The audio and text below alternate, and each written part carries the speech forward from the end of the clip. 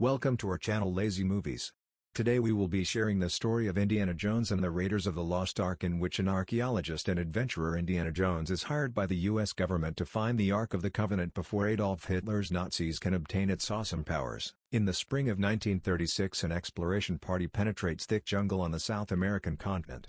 When the group's leader stops to examine map fragments, another of the group pulls a gun. The leader, hearing the click as the turncoat cocks the pistol's hammer, pulls out a bullwhip and disarms the man, sending him fleeing back through the jungle.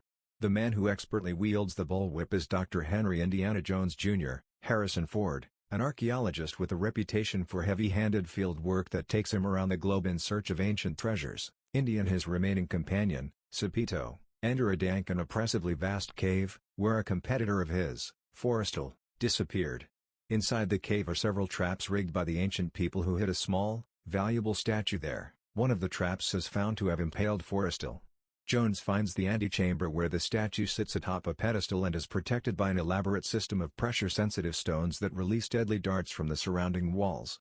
Jones avoids the booby-trapped stones and makes it to the idol.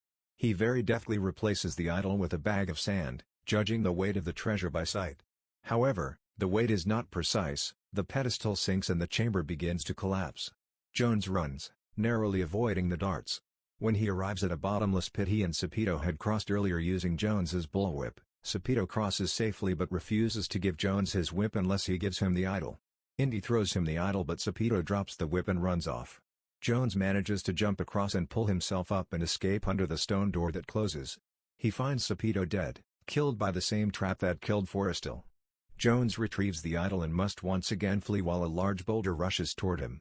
He leaps out of the cave's entrance just as the boulder hits, sealing it.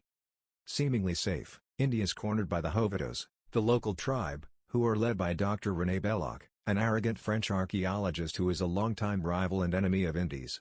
Indy hands Belloc his pistol and the idol. When Belloc raises the idol and the Hovitos' bow, Indy flees and is rescued by Jacques, flying a seaplane, though Indy, an admitted ophidiophobe, isn't pleased to find Jacques' pet snake Reggie in the cockpit with him. Back stateside, Indy teaches an archaeology class and is still upset over the loss of the statue, which he surmises Belloc is taking to Marrakesh to sell on the black market.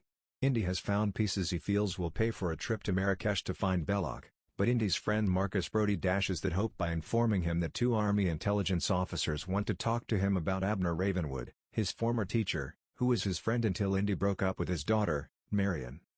The Army officers are concerned because they've intercepted a German cable concerning a mammoth archaeological dig in the Egyptian desert not far from Cairo.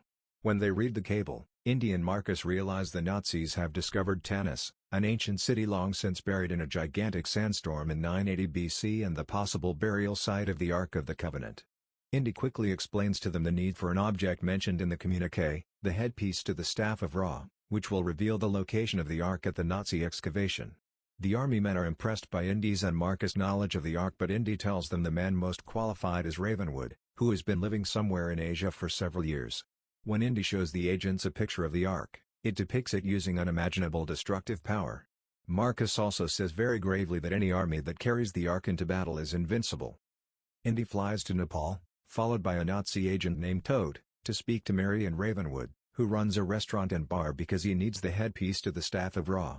Marion, still bitter over their breakup, nonetheless accepts when Indy offers her $3,000 and the promise of more when they return stateside.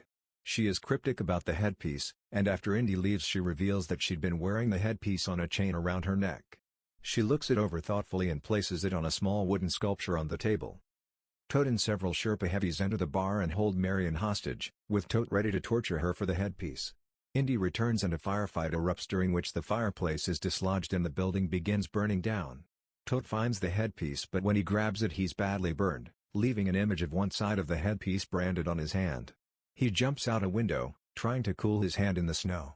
Marion picks up the headpiece, Indy grabs her and runs outside. Outside the burning tavern, Marion tells Indy that she's his partner in the venture until he can pay her. The two fly to Egypt to see Indy's pal, Salah, one of the country's most successful excavators, who is working on the Nazi site and who reveals that the Nazis are aided by a French archaeologist, Belloc. Though the dig has uncovered much of Tanis, Indy knows that they'll never find the Ark's location without the headpiece. Salah says he knows a man who can read the ancient inscriptions that give the precise measurements of the staff. Later, while shopping at a Cairo bazaar, Indy and Marion are attacked by sword-wielding Arabs working for Nazi agents. Indy fights them off, but in the confusion, Marion is trapped in a large basket and taken by two of the terrorists. The effort to track her down is held up by a man brandishing a sword in intimidating fashion. The swordsman is casually shot down in short order by a thoroughly unimpressed Indy. Soon Indy spots a basket carried to a truck filled with explosives and is fired on by a submachine gun-wielding assailant. His Nazi commander orders the Arabs to take off, but Indy shoots them and the truck crashes, exploding and destroying the basket. Disconsolate over losing Marion, Indy drowns his sorrows in alcohol at a nearby tavern but is met by more Nazi agents who escort him to a table where he finds Belloc, who gleefully talks about finding the Ark. Indy, no longer caring whether he lives or dies, reaches for his sidearm as Arabs inside pull rifles, only to see Salah's large brood of children rush in, surround Indy and escort him out. Salah takes Indy to see the shaman who is reading the headpiece's inscriptions after both men have learned that Belloc and his Wehrmacht aide, Colonel Dietrich, have obtained a copy of the headpiece. Neither man is aware that it is a duplicate traced from Tote's burned hand. The shaman reveals two critical facts: first, that the headpiece gives the precise height of the staff of Ra, and second, that the staff the Nazis used was too long because the other side of the headpiece instructs to subtract from the height that was stated on the front side, so their excavation is over a mile away from the Ark's actual burial site, which is known as the Well of Souls. Infiltrating the Mammoth site, Indy is lowered into an underground map room containing a precisely detailed miniature of the city. Using the Ra headpiece, he identifies the precise location of the Well of Souls. Sneaking further around the gigantic camp, Indy is shocked to find Marion, alive but bound and gagged. Indy starts to free her, but when she reveals that the Nazis keep asking about him and what he knows, he realizes he can't cut her loose without revealing his presence to the Nazis. Late that afternoon, Indy and Salah sneak a digging party of their own to the actual location of the Well of Souls. Late into the night they finally reveal the roof of the chamber, and to Indy's horror it is filled with dangerous snakes.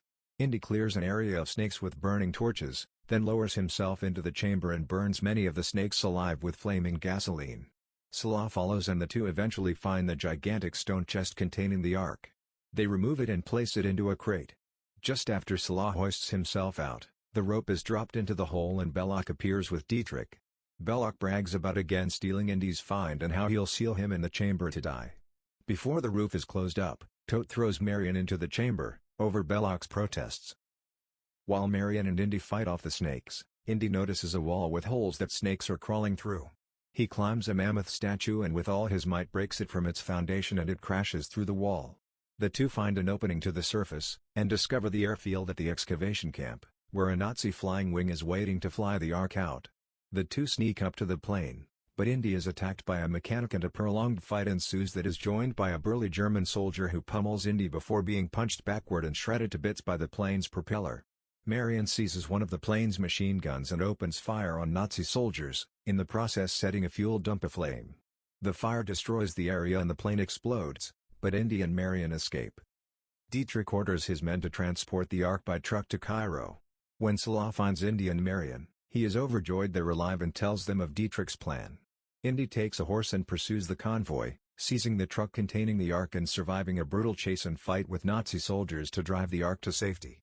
In the melee, Indy forces Dietrich and Belloc's car off the road, delaying their pursuit. He and Marion board a tramp steamer that will take them to a safer location, but a Nazi submarine captures the ship. The ship's captain tells Belloc and Dietrich to take the Ark and leave Marion behind for their own amusement. Dietrich takes Marion aboard the sub with the Ark anyway. Indy suddenly appears as the sub leaves and boards it while the ship's crew cheer him on. The sub crosses the Mediterranean Sea and arrives at a small island in the Aegean that houses a German naval yard. Indy sees Marion being escorted off the sub and knocks out a sentry, stealing his uniform. Belloc, Dietrich, Tote and Marion all march inland. When they enter a canyon, Indy holds them all at bay with a German rocket launcher, threatening to destroy the Ark. Belloc calls Indy's bluff, knowing Indy wants to know what the Ark contains as much as anyone. Indy finds he can't carry out his threat, and is seized. At an elaborate ceremony atop the mountain, Indy and Marion, tied to a pole, can only watch as the Ark is opened, but it contains nothing but sand, the remains of the stone tablets. No sooner is it opened, however, than its spirits suddenly appear. Indy, remembering an ancient code that requires people to close their eyes and not look at the now freed spirits, yells for Marion to do the same. The two withstand the mayhem that ensues as the energy of the Ark surges forth and its spirits attack the now terrified Nazis, killing the entire contingent. Todt and Dietrich's faces melt as they scream in horror.